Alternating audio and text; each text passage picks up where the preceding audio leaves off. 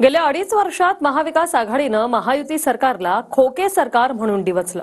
आता ईव्हीएम सरकार म्हणून विरोधकांनी हल्लाबोल केलाय। अधिवेशनात नेमकं काय घडलं पाहूया। हिवाळी अधिवेशनाच्या पहिल्याच दिवशी महाविकास आघाडीच्या आमदारांनी ईव्हीएम सरकार म्हणत पोस्टरबाजी केली। ईव्हीएम मशीनच्या पोस्टरवर मुख्यमंत्री फडणवीस आणि दोन्ही उपमुख्यमंत्र्यांचे फोटो लावून विरोधकांनी जोरदार घोषणाबाजी केली।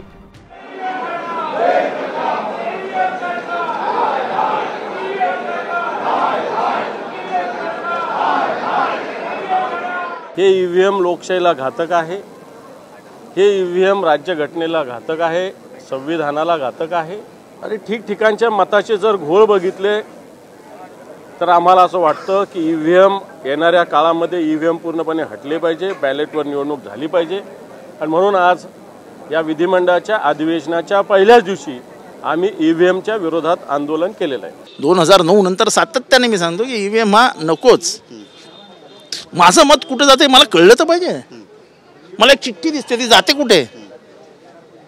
मी जेव्हा बॅलेटनी मतदान करतो तेव्हा मी मतपेटीत टाकतो, तेव्हा मला माहिती असतं की पेटीत गेलंय, माझ्या हाताने गेलंय।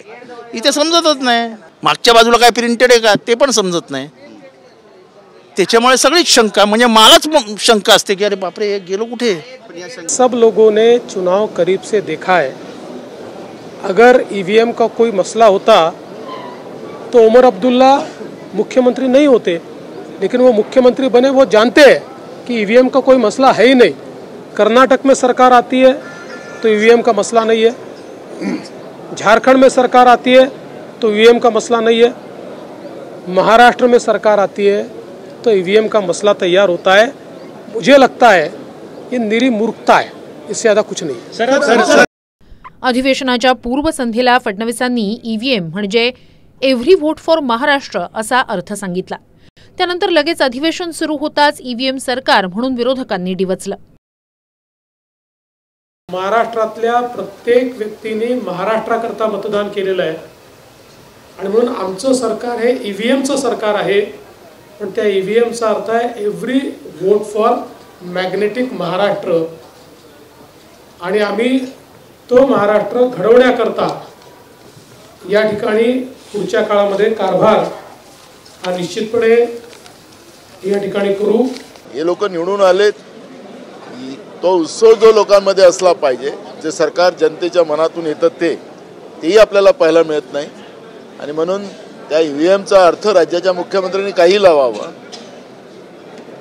पण हे जनतेच्या मतातलं सरकार नाही हे सातत्यानं आम्ही सांगत राहू, ही आमची भूमिका आहे।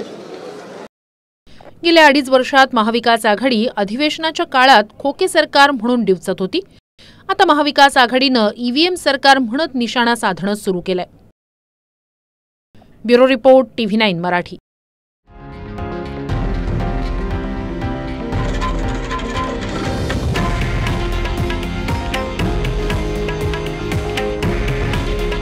हे आहे देशातील नंबर 1 न्यूज नेटवर्क आणि आपण पाहत आहात TV9 मराठी।